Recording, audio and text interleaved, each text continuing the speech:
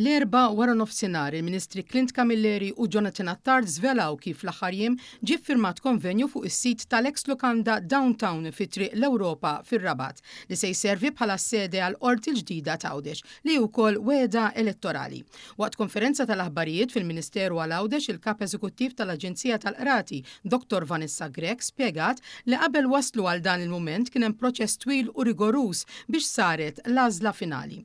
Dan wara li f'Novembru tal-2022 l-istess aġenzija nedit pubblikament konsultazzjoni fis-suq biex dawk interessati jipproponu proprjetajiet jew siti f'Għawdex li jkunu jistgħu jservu għal qorti ġdida u moderna.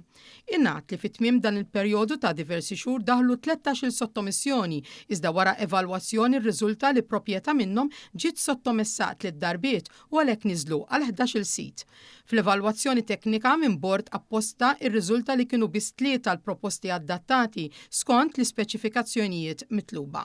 Minn hawn beda l-aħħar proċess rigorus biex l-aħħar sottomissjonijiet jiġu evalwati skont l-aċċessibilità, id-daqs, il-konformità mas-sigurtà u l-vijabilità finanzjarja fost oħrajn. Proċess li tlesta f'nofs is-sena l-oħra fejn saret l-aħħar għażla.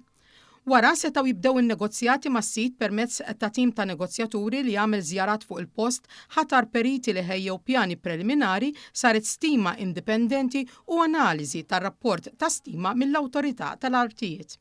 Il-proċess li ġie fit-tmiemu f'Ġunju ta' din is-sena wassal biex l-Aġenzija rresqet quddiem il-Kumitat tal-Approvazzjoni tas-somma ta' 6,325,000 euro waqt li fl-10 ta' Novembru ġie ffirmat il-konvenju għall-akkwist tal-binja tal-ex Downtown Hotel. Il-Ministru għall-Ġustizzja saħaq li għal 20 ta' snin il-Qorti ta' Għawdex kienet qed topera minn binja storika tas-seklu 17 ta' wirt kulturali fiċ-Ċittadella iżda bil-ħtiġijiet tal-lum saret inadegwata kemm minħabba żieda fil-każi u nuqqas ta' aċċessibilità kif ukoll biex tkun konformi mal-istandards tas-saħħa u s-sigurtà.